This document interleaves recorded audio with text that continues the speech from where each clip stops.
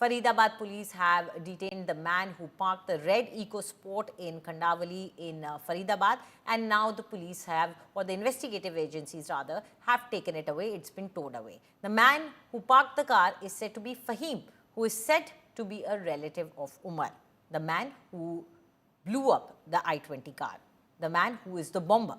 The third car is suspected to have been used by accused for reconnaissance or even escape maybe.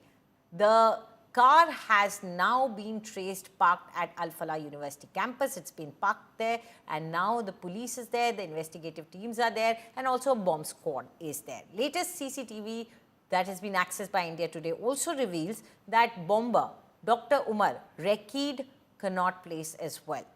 Sources also reveal that the red EcoSport that has been taken away by the investigative agencies now, that car was used to transport explosives. Sources are also telling us that ammonium nitrate was being brought towards the national capital in the same red EcoSport car, and that is why the FSL investigation of that car is extremely important to find traces of chemical if possible.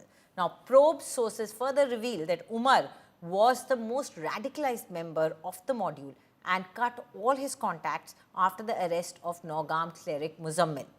Now, sources also reveal that the terror group conducted recce operations and planned multiple serial blasts and awaited a final order that they awaited from their handler, who was based in Ankara in Turkey. Meanwhile, a new version of Umar's travel route has also emerged. This reveals how Umar travelled via Faridabad towards Firozpur Jirkha via Mewat, stayed at a dhaba on the Delhi-Mumbai highway all night on November 9th, and on November 10th took the same expressway to enter Delhi via the Badarpur border, passing through Faridabad.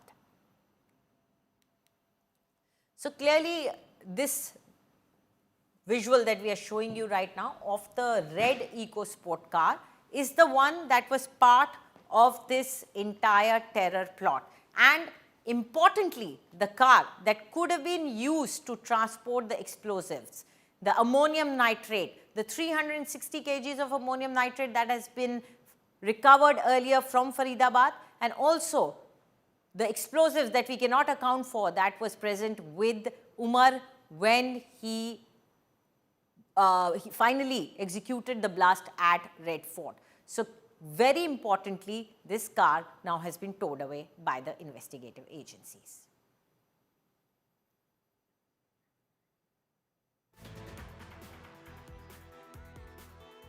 Okay, now let's try and understand how Umar behaved and where he went about on the day he executed that blast. Well, the bomber, Umar, firstly escaped from Faridabad. Remember, in Faridabad, there was an attempt by the police to try and capture all the people who were part of the Faridabad module, because investigation had been proceeding for a while. The Jammu and Kashmir police was conducting its investigation and had contacted the Haryana police, so they were aware of it. But Umar managed to flee from there, and from there he moved to Firozpur Jirkha. The route that he took was via Mewat, this area, and then finally reached Firozpur Jirkha. His intention was to avoid the police. He did not probably know where to go, but he finally probably could have decided that he wanted to execute some sort of a terror attack. So Umar spent a night at a dhaba trying to avoid all contact from everyone. Remember, he cut off all contact. Now, he stayed on a dhaba which was on the Delhi-Mumbai expressway, and he slept in the car only the whole night. He was desperate. He had nowhere to go. Finally, Umar moved towards Faridabad, and you see he goes back, moves towards Faridabad there, and he uses the Delhi-Mumbai highway.